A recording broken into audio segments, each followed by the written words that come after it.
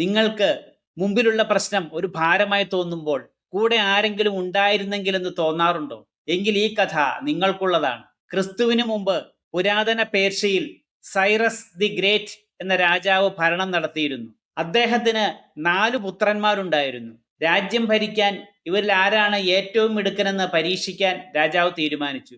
അദ്ദേഹം രാജഗുരുവിനോട് പറഞ്ഞു, നമ്മുടെ പുത്രന്മാരിൽ രാജ്യം ഭരിക്കാൻ ആരാണ് ഏറ്റവും മിടുക്കനെന്ന് നമുക്ക് തീരുമാനിക്കണം. പക്ഷേ മത്സരബുദ്ധി മക്കളുടെ ഐക്യത്തെ ബാധിക്കുന്ന തരത്തിൽ ആവരുത്. രാജഗുരു ചിന്തയിലാണ്ടു.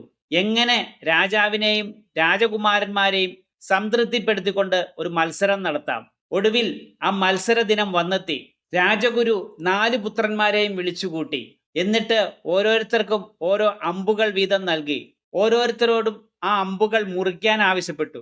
4 പുത്രന്മാരും എളുപ്പത്തിൽ തങ്ങൾക്ക് ലഭിച്ച അമ്പുകൾ മുറിച്ചു.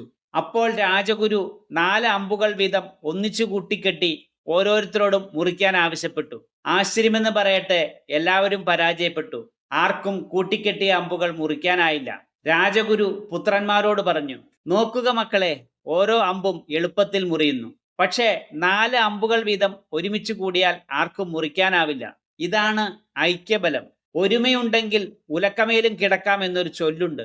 എന്റെ കഷ്ടപ്പാട് എന്നുള്ളിടത്ത് നമ്മുടെ കഷ്ടപ്പാട് എന്ന് ചിന്തിക്കുമ്പോൾ അത് നേരിടാനുള്ള ധൈര്യം ഇരട്ടിയാകും. ഒറ്റയ്ക്ക് നടന്നാൽ വേഗത്തിലെത്താം, ഒരുമിച്ച് നടന്നാൽ ദൂരത്തിലെത്താം എന്നൊരു പാശ്ചാത്യ പഴമൊഴി ഇവിടെ പ്രസക്തമാണ്. ചെറിയ ചെറിയ വിജയങ്ങൾ ഒറ്റയ്ക്ക് നേടാം, പക്ഷേ വലിയ ലക്ഷ്യങ്ങൾ കീഴടക്കണമെങ്കിൽ കൈത്താങ് വേണം. ഏറ്റവും വലിയ ശക്തി ഒറ്റ കൈയിലല്ല, ഒരുമിച്ച് പിടിച്ചിരിക്കുന്ന പല കൈകളിലാണ്. Social anxiety, isolation anxiety, academic self doubt, cognitive overload തുടങ്ങിയ മാനസിക പ്രശ്നങ്ങൾ മൂലം പാർശ്വവൽക്കരിക്കപ്പെട്ടു പോയ ഒത്തിരി ആളുകളുണ്ട് നമ്മുടെ ഇടയിൽ. അവരെ ജീവിതത്തിന്റെ മുഖ്യധാരയിലേക്ക് കൊണ്ടുവരാൻ എല്ലാവരും ഒരുങ്ങിയിറങ്ങണം.